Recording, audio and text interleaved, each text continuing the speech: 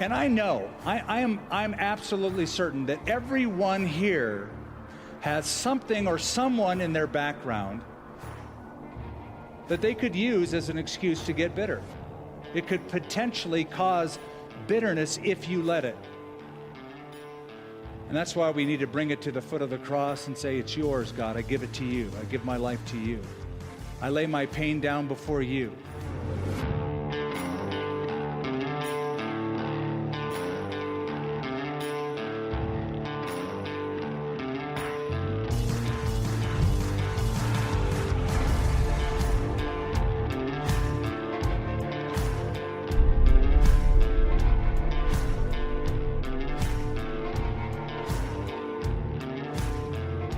In the 16th century, there were two renowned artisans who were both hired to beautify the Vatican in Rome.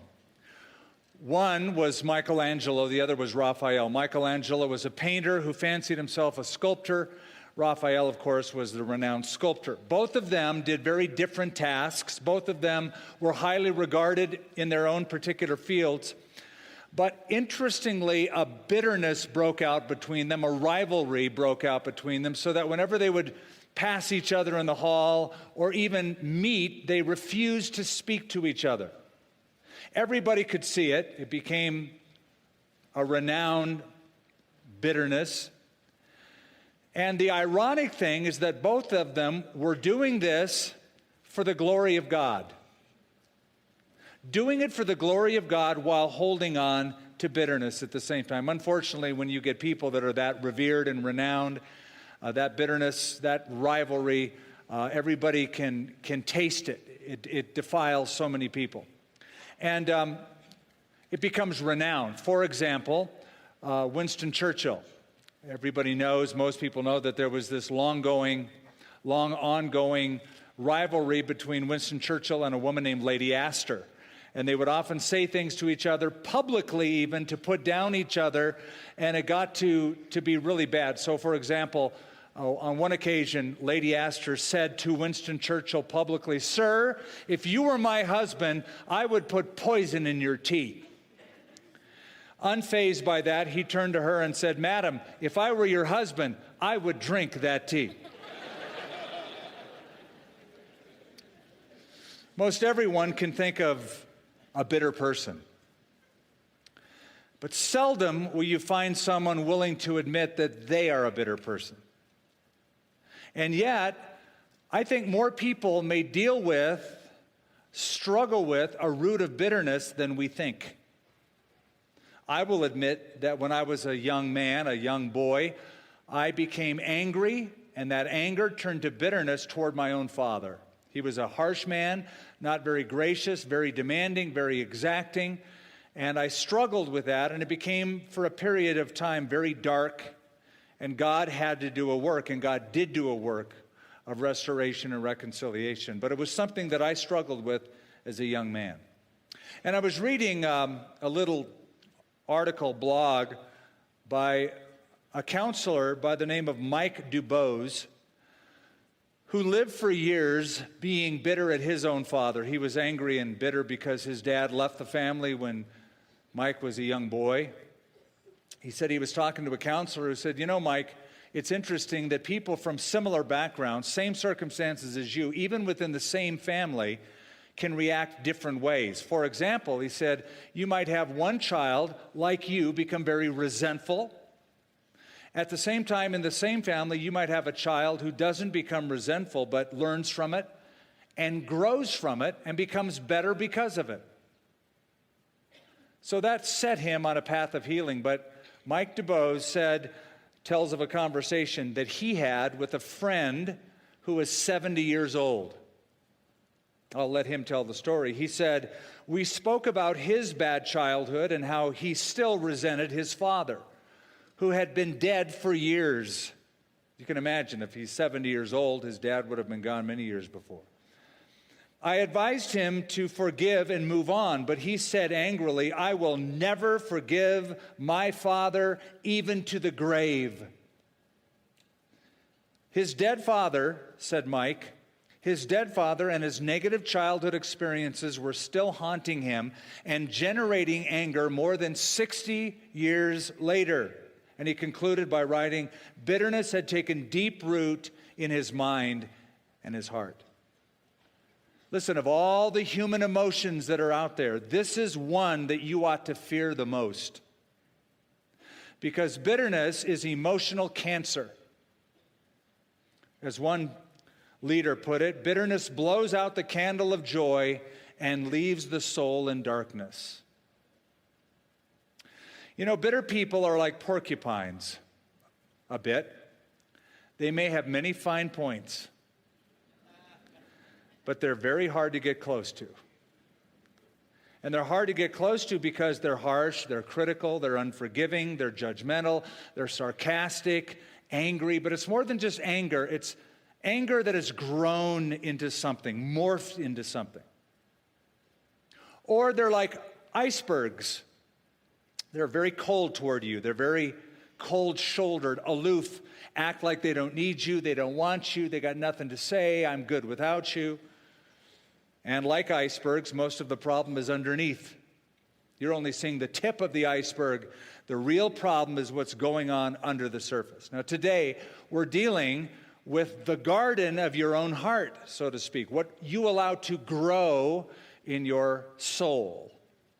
So we're going to look at bitterness, and I want to show you out of this text, the book of Hebrews, chapter 12, beginning in verse 12, 4 attributes of bitterness. We're going to follow the stages of its growth. From a small seed put into a certain kind of soil that nurtures and nourishes it, that eventually grows a root system, that eventually produces fruit. So let's begin by saying that bitterness begins with small seeds. I'm taking you to chapter 12 of Hebrews, verse 12, where he begins in this paragraph, therefore, strengthen the hands which hang down, and the feeble knees, and make straight paths for your feet, so that what is lame may not be dislocated, but rather healed. Pursue peace with all people and holiness, without which no one will see the Lord. Looking carefully, lest anyone fall short of the grace of God, lest any root of bitterness springing up cause trouble, and by this many become defiled. Now this paragraph opens up with a metaphor of a racer, of a runner. It's something the author begins with in the first few verses of the same chapter, where he says, let us run the race that is set before us. Now he returns to this metaphor, and now here is the runner on the track whose hands are drooping down. He's losing the proper form for running. He's becoming exhausted, and in his exhaustion, his knees get wobbly. And in the very second verse, verse 13, he's veering off his own path, getting into the next lane, which can become detrimental. It can dislocate his own joints, or it can hurt a fellow runner. So the picture then is of a Christian, a believer, running the race of faith who becomes discouraged. What is it that discourages the runner? People.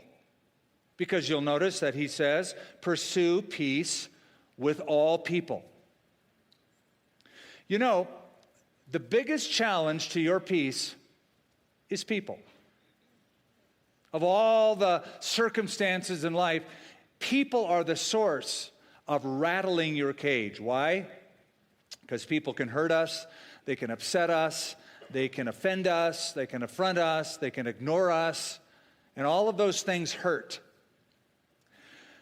However, what we fail to lose sight of when people hurt us, and that is where bitterness begins, by the way, with that anger due to hurt.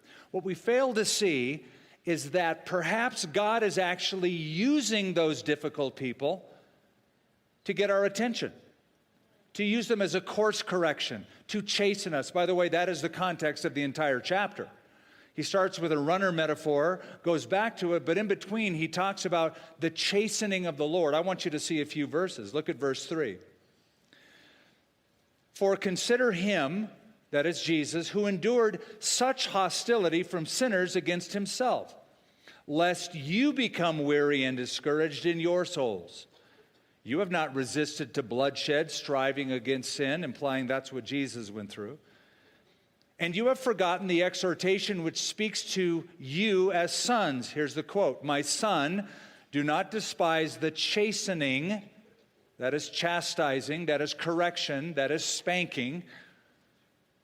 "Do not despise the chastening of the Lord, nor be discouraged when you are rebuked by him. For whom the Lord loves, he chastens, and he scourges every son whom he receives." Now, when you lose sight of that fact, that God could be using a difficult person to chastise you, to course correct you, when you start seeing people not as God's correction, you start thinking that they're the devil's aggravation. This can't be from God, it has to be from the devil. Well, maybe it's from God, because he's chastening you. God can use those difficulties. But that word that the person says, that deed that that person does, it becomes a seed that is planted in your heart that, if you allow it to grow, leads to bitterness.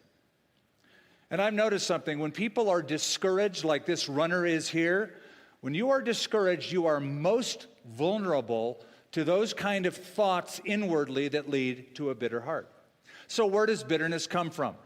It comes from a seed of anger planted by somebody who has hurt you. Bitterness begins to germinate when something happens to you that you don't think you deserve. I don't deserve this. I don't know why this is happening to me. I don't deserve this. It's like the student who went to his professor in college very angry because the professor gave him a 0 on his test. And he said, "Excuse me, I don't deserve this 0. The professor said, "I agree with you. You don't deserve it, but it's the lowest grade I could give you." Now, sometimes people want to hurt you. It's an intentional statement or deed. Other times it's not intended at all to hurt you. In fact, sometimes it's imaginary. You just are imagining this whole thing. And yet, though they're not trying to hurt you, they hurt you. You feel slighted. Bitterness is simply internalized anger that you let fester over time. You hold on to it long enough, and the anger will change. It will morph into something else, and that is resentment and then bitterness. An article I found in Psychology Today, the author said, all bitterness starts out as hurt. And then the author says it festers into an anger. He continues, for anger and its first cousin, resentment, is what we're all likely to experience whenever we conclude that another has seriously abused us. Left to fester, that righteous anger eventually becomes the corrosive ulcer that is bitterness. So, the picture in Hebrews chapter 12 is discouragement has planted a seed of hurt. The hurt has turned to anger. The anger becomes resentment, and eventually the resentment becomes bitterness. According to Stephen Diamond, a PhD on this subject, he defines bitterness as a chronic and pervasive state of smoldering resentment. And I thought that was very picturesque, a smoldering resentment. And he said he regards this as one of the most destructive and toxic of all human emotions.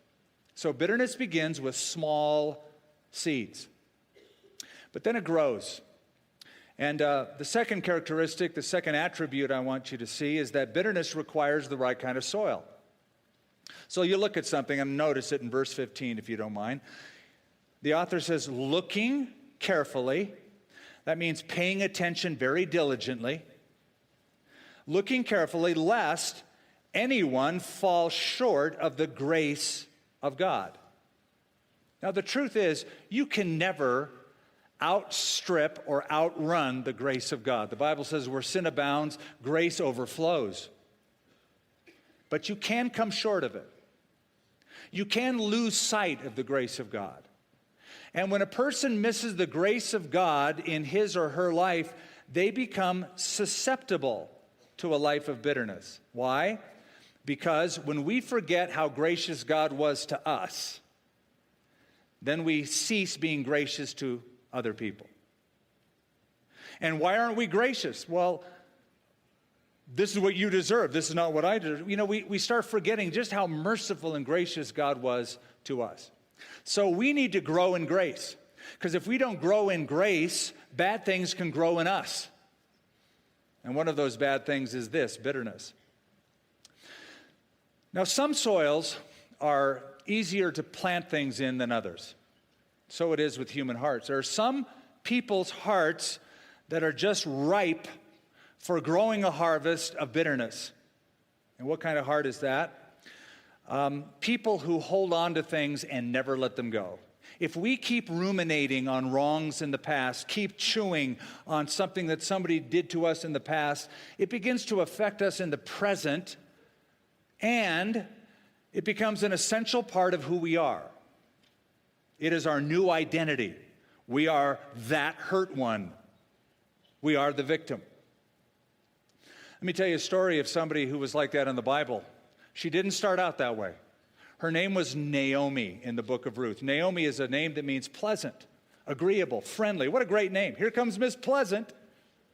I can see her coming down the road in Bethlehem, smiling at everybody. Well, she gets married and has kids. There's a famine in the land of Israel, in Bethlehem, where she's from. That's sort of the breadbasket of ancient Israel. It forces her family to go out and seek food in Moab, a neighboring country. And things go from bad to worse. She loses her husband Elimelech. She loses her two boys, Mahlon and Chilion. They both die. So she's bereft of 3 males in her family. All of that pain that occurs to her becomes a seed that grows in her heart, a seed of anger that becomes bitterness toward God. God's the only one left that she can blame, so she blames God. So she comes back to Bethlehem because now there's food back in the land of Israel. She comes back to town. People see her and they go, oh, look, Naomi's back. Miss Pleasant is back with us. And listen to her response. She said, don't call me Naomi, which means pleasant. Call me Mara. The word means bitter. Now she's defining herself as a bitter person. Self-admission. Don't call me pleasant, you call me bitter. Now listen to why. For the Almighty has dealt very bitterly with me. I went out full, not really true, and the Lord brought me home again empty. The Lord has testified against me, the Almighty has afflicted me. Now, in that little group of sentences, 4 times she blames God. 4 times she says, I'm bitter and it's God's fault. 4 times she says, I'm not happy and it's God's fault. She's now defined her very life by that destructive emotion of bitterness. And that'll happen. Bitterness turns you into a perpetual victim, which is a bad place to be, but it's a very convenient place to be. Because if you're always the victim, you can justify your anger. I'm angry and I have a right to be angry. If you're always a victim, you hold on to that anger, you blame others, it's always somebody else's fault. You play the victim. And if you analyze it carefully and biblically, you'll discover something. Bitterness is really a form of pride. Because in bitterness, you are saying, God, I don't deserve this. By the way, it's not smart to pray, God, give me what I deserve. Because what you deserve is far from what you may think you deserve. But this is a form of pride to say, I don't deserve this, I deserve much better. So, when a hurt comes your way, if it's a word somebody says, if it's an action somebody does, don't let that take root in your heart. You can't let that thing continue to grow. Don't water it with self-exalting thoughts. Don't fertilize it with other people's sympathies. You got to root it out. Because if you hold on to it, it's going to grab hold of you and not let you go. The world is filled with people who have not dealt with past hurts. And people who don't deal with past hurts, there's a profile that they eventually fit into. They are critical. They notice bad things around them, not good things. Always they notice all the bad things. Not only are they hypercritical, but they're fault finders, they're sin sniffers. Somebody's rotten around here, I can smell sin. And when they talk about people, they can't help themselves. There's going to be a put down in that conversation somewhere. It's going to go negative. Bitterness is what puts a scowl on one's face and puts venom in one's words. It's bitterness that has grown. So it begins with small seeds. It requires the right kind of soil for it to grow. But the third characteristic, the third attribute, is that bitterness develops deep roots.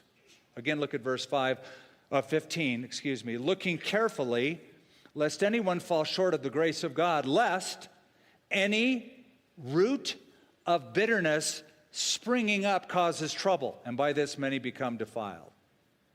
Now, this whole root of bitterness thing, the author of Hebrews didn't come up with this on his own. He's referring, I believe, to a text in the Old Testament, Deuteronomy 29, where the author is writing what God said to the people of Israel. Deuteronomy 29, the Lord said, "There shall not be among you those with a root bearing bitterness or wormwood." And the meaning of that in Deuteronomy 29 originally refers to those people who are superficially identified with the God of Israel, but they're going back to their old roots, paganism.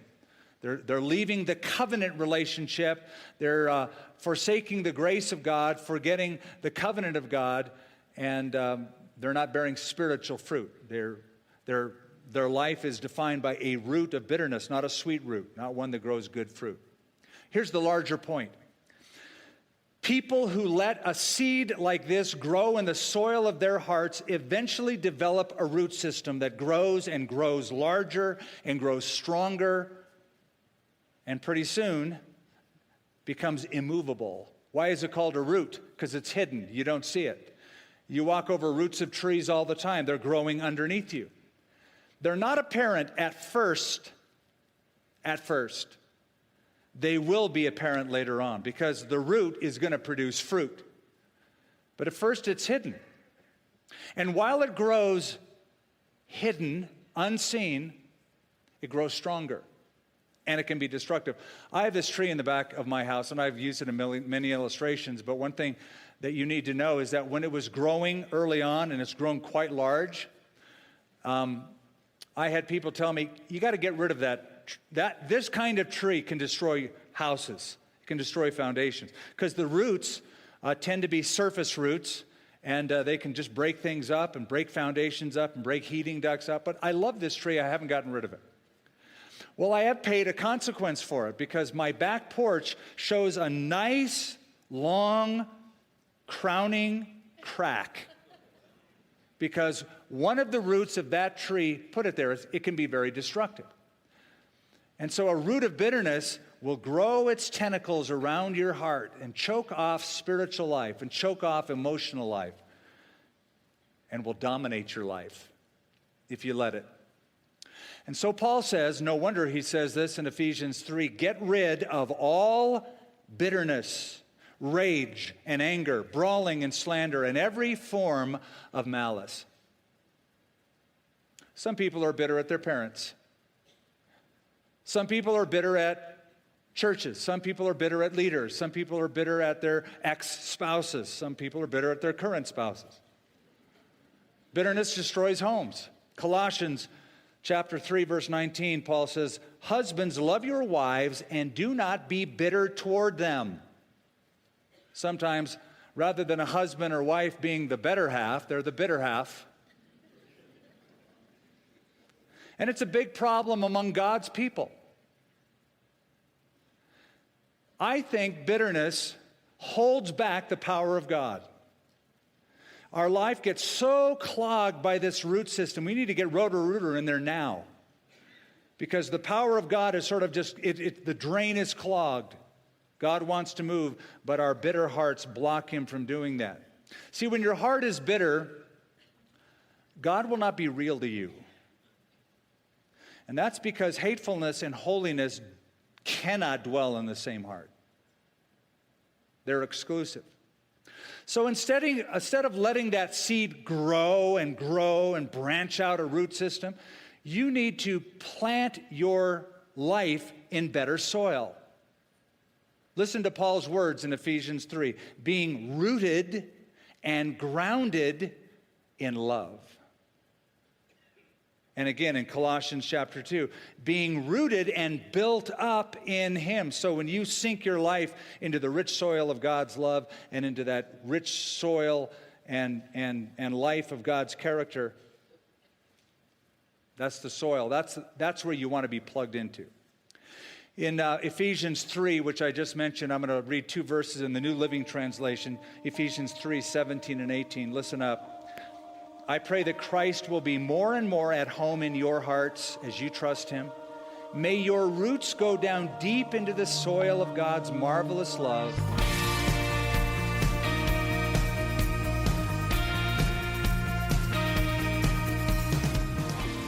Understanding God's Word changes everything, and this Christmas you can give a better understanding of the Bible by choosing a gift from the Connect with Skip Heitzig Christmas Gift Ideas brochure. Consider this life-changing gift idea from Skip Heitzig, the You Can Understand package. One of our listeners recently shared, I was searching for a resource that would walk me through the Bible and teach me what it means. I had read the Bible but didn't understand it. That's how I found Skip Heitzig's teachings. I started with Genesis. It's so engaging and easy to understand. Start at the beginning with You Can Understand the Book of Genesis and discover the origins of God's redeeming love. And learn how to accurately interpret end times prophecy and live life with confidence in You Can Understand the Book of Revelation. Find the You Can Understand package and more meaningful gifts in the Connect with Skip Heitzig Christmas Gift Ideas brochure. Download yours today at connectwithskip.com/offer or call 800-922-1888.